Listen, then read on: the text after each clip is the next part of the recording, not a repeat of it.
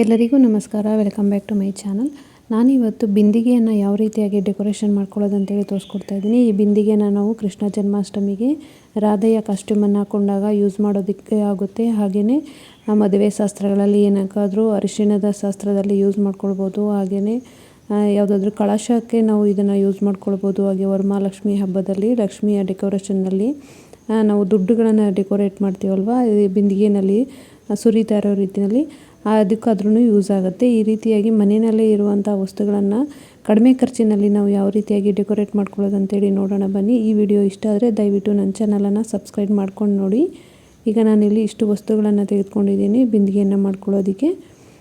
ಈಗ ಇದನ್ನು ನಾವು ಯಾವ ರೀತಿ ಮಾಡೋದಂತೇಳಿ ತೋರಿಸ್ತಾ ಇದ್ದೀನಿ ನೋಡಿ. ನಾನಿಲ್ಲಿ ಒಂದು ವೇಸ್ಟ್ ಬ್ಲೌಸ್ ಪೀಸ್ ಇತ್ತು ಮನೆಯಲ್ಲಿ, ಅದನ್ನೇ ಯೂಸ್ ಮಾಡ್ಕೊಂಡಿದ್ದೀನಿ.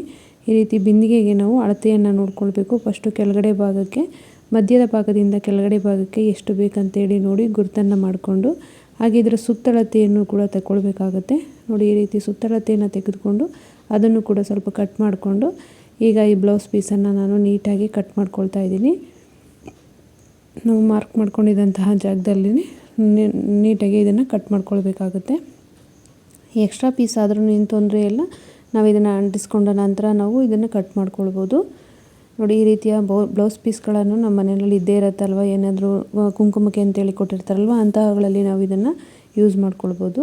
ನಾನಿಲ್ಲಿ ಗ್ಲೂ ಗನ್ನನ್ನು ಯೂಸ್ ಮಾಡ್ತಾಯಿದ್ದೀನಿ. ಇಲ್ಲ ಅಂದ್ರೂ ಫ್ಯಾಬ್ರಿಕ್ ಗ್ಲೂಗಳು ಬರುತ್ತಲ್ವ, ಅದನ್ನು ಕೂಡ ಯೂಸ್ ಮಾಡ್ಕೋಬೋದು. ಫೆವಿಕ್ವಿಕ್ ಕೂಡ ಯೂಸ್ ಮಾಡ್ಕೋಬೋದು. ಈಗ ಗ್ಲೂ ಗನ್ನಿಂದ ನಾನು ಈ ಬಟ್ಟೆಯನ್ನೆಲ್ಲವನ್ನು ಸುತ್ತ ಬಿಂದಿಗೆಗೆ ರೆಡಿ ಮಾಡ್ಕೊಳ್ತಾ ಇದ್ದೀನಿ. ಈ ರೀತಿ ಇದು ಚಿಕ್ಕ ಬಿಂದಿಗೆಯಲ್ಲಿ ಮಾಡ್ತಾ ಇರೋದು, ಬೇಕಿದ್ರೆ ದೊಡ್ಡ ಬಿಂದಿಗೆಗೂ ಕೂಡ ನಾವು ಮಾಡ್ಕೊಳ್ಬೋದು. ಈಗ ಕೃಷ್ಣ ಜನ್ಮಾಷ್ಟಮಿ ಇದೆಯಲ್ವ, ಅದಕ್ಕೋಸ್ಕರ ಅಂತೇಳಿ ನೋಡಿ ಈ ರೀತಿಯಾಗಿ ಗ್ಲೂ ಗನ್ನನ್ನು ಎಲ್ಲ ಕಡೆ ಅಪ್ಲೈ ಮಾಡಿಕೊಂಡು ಈ ಬಟ್ಟೆಯನ್ನು ನಾವು ನೀಟಾಗಿ ಅಂಟಿಸ್ಕೊಳ್ಬೇಕಾಗುತ್ತೆ. ಈ ರೀತಿ ಅಂಟಿಸ್ಕೊಂಡ ನಂತರ ಇದರ ಎಂಡಿಂಗ್ನಲ್ಲೂ ಕೂಡ ಎರಡು ಬಟ್ಟೆಯನ್ನು ಸೇರಿಸಿ ನಾವು ಇಲ್ಲಿ ಅಂಟಿಸ್ಕೊಳ್ಬೇಕಾಗುತ್ತೆ. ಈ ರೀತಿ ಬಟ್ಟೆನಲ್ಲಿ ಮಾಡ್ಕೊಂಡಾಗ ಇದನ್ನು ನಾವು ತೊಳೆದು ಕೂಡ ಯೂಸ್ ಮಾಡ್ಬೋದು. ಪೇಪರ್ನಲ್ಲಿ ಮಾಡಿದಾಗ ಏನಾಗುತ್ತೆ ಅಂದರೆ ಪೇಪರ್ ನೆಂದೋಗುತ್ತಲ್ವ, ಈ ರೀತಿ ಬಿಂದಿಗೆಗಳನ್ನು ತೊಳೆದು ಕೂಡ ಬಟ್ಟೆಯಲ್ಲಿ ಮಾಡ್ಕೊಳ್ಬೋದು. ಅದಕ್ಕೋಸ್ಕರ ಈಗ ಉಳಿದಂಥ ಬಟ್ಟೆಯನ್ನೆಲ್ಲವನ್ನು ಕೂಡ ಕೆಳಗಡೆ ಭಾಗದಲ್ಲಿ ಈಗ ಅಂಟಿಸ್ಕೊಳ್ತಾ ಇದ್ದೀನಿ. ಈ ರೀತಿ ಕೆಳಗಡೆಗೆ ಎಲ್ಲವನ್ನು ಅಂಟಿಸ್ಕೊಂಡ ನಂತರ ಈಗ ಮೇಲ್ಗಡೆ ಭಾಗಕ್ಕೂ ಕೂಡ ನಾವು ಬಟ್ಟೆಯನ್ನು ಅಳತೆ ತಗೊಂಡು ಕೆಳಗಡೆ ಯಾವ ರೀತಿ ತೆಗೆದುಕೊಂಡು ಅದೇ ರೀತಿ ಅಳತೆಯನ್ನು ತೆಗೆದುಕೊಂಡು ಅದನ್ನು ಕೂಡ ಮೇಲ್ಗಡೆ ಭಾಗವನ್ನು ಈಗ ಇಲ್ಲಿ ಅಂಟಿಸ್ಕೊಳ್ತಾ ಇದ್ದೀನಿ ಕಟ್ ಮಾಡಿ ನೋಡಿ. ಇದೇ ರೀತಿಯಾಗಿ ಎಲ್ಲ ಕಡೆಯೂ ಗಮ್ಮನ್ನು ಅಪ್ಲೈ ಮಾಡ್ಕೊಳ್ತಾ ನಾವು ಅಂಟಿಸ್ಕೊಂಡು ಬರಬೇಕಾಗುತ್ತೆ. ಈ ರೀತಿ ಅಂಟಿಸ್ಕೊಂಡ ನಂತರ ಈಗ ಮೇಲ್ಗಡೆ ಭಾಗದಲ್ಲಿ ಉಳಿದಿರುವಂಥ ಬಟ್ಟೆಯನ್ನು ಈ ರೀತಿ ಒಳಗಡೆ ಹಾಕಿ ನಾವು ಸ್ವಲ್ಪ ಗಮ್ಮಿಂದ ಇದನ್ನು ಅಂಟಿಸ್ಕೊಳ್ಬೇಕಾಗುತ್ತೆ. ಜಾಸ್ತಿ ಏನಾದ್ರು ಇತ್ತಂದರೆ ಸ್ವಲ್ಪ ಕಟ್ ಮಾಡ್ಕೊಳ್ಬೋದು, ಏನೂ ತೊಂದರೆ ಇಲ್ಲ. ಈಗ ನಾನು ಈ ಬಿಂದಿಗೆ ಮಧ್ಯಭಾಗ ಏನು ಬರುತ್ತೆ ಇಲ್ಲಿ ಈ ಕುತ್ತಿಗೆ ಭಾಗದ ಹತ್ರ ಬೇಕಿದ್ರೆ ಈ ರೀತಿ ಗ್ಲೂವನ್ನು ಹಾಕಿ ನಾವು ಬಿಂದಿಗೆಯನ್ನು ಅಂಟಿಸ್ಕೊಂಡು ಬಿಡ್ಬೋದು.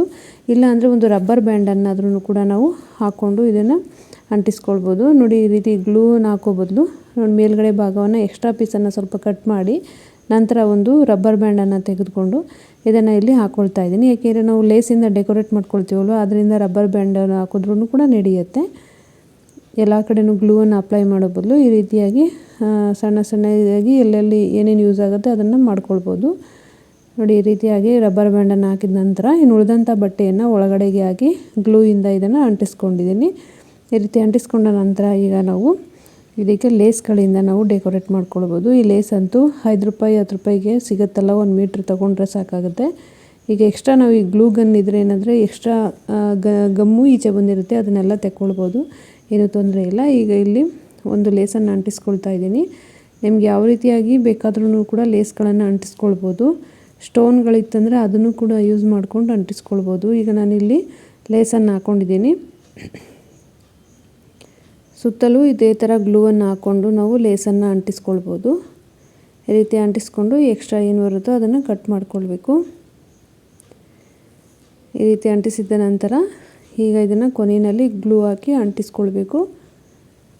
ಹಾಗೆಯೇ ಇನ್ನೊಂದು ಲೇಸನ್ನು ತೆಗೆದುಕೊಂಡು ಈ ಬಿಂದಿಗೆಯ ಮಧ್ಯಭಾಗಕ್ಕೆ ಇಲ್ಲಿ ಅಂಟಿಸ್ಕೊಳ್ತಾ ಇದ್ದೀನಿ ನೋಡಿ. ಇಲ್ಲಿ ನಾವು ಬಟ್ಟೆಯನ್ನು ಎರಡು ಕಡೆಯಿಂದ ಅಂಟಿಸಿದ್ವಲ್ಲ, ಅದು ಅಟ್ಯಾಚ್ ಆಗಿರುತ್ತಲ್ಲ, ಅದ್ರ ಮೇಲ್ಗಡೆ ಅಂಟಿಸ್ಕೊಂಡ್ವಿ ಅಂದರೆ ನಾವು ಬಟ್ಟೆಯನ್ನು ಅಂಟಿಸಿರೋದು ಕಾಣಿಸೋದೇ ಇಲ್ಲ.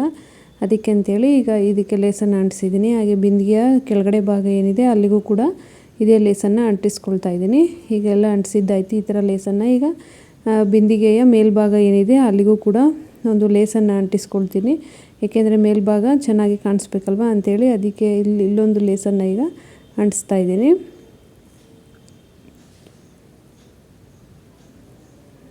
ನೋಡಿ ಈ ರೀತಿಯ ಲೇಸ್ಗಳು ಟೈಲರಿಂಗ್ ಶಾಪ್ ಮೆಟೀರಿಯಲ್ಸ್ ಇಟ್ಟಿರ್ತಾರಲ್ವ ಅಂಥ ಕಡೆ ಸಿಗುತ್ತೆ.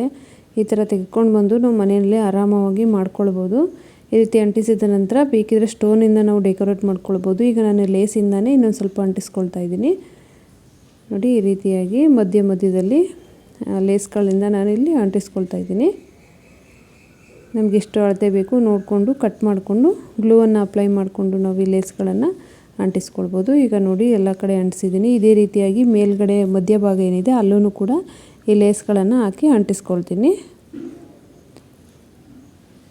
ಈ ರೀತಿ ಅಂಟಿಸ್ಕೊಂಡ ನಂತರ ಫೈನಲಿ ಈ ರೀತಿಯಾಗಿ ಕಾಣಿಸುತ್ತೆ.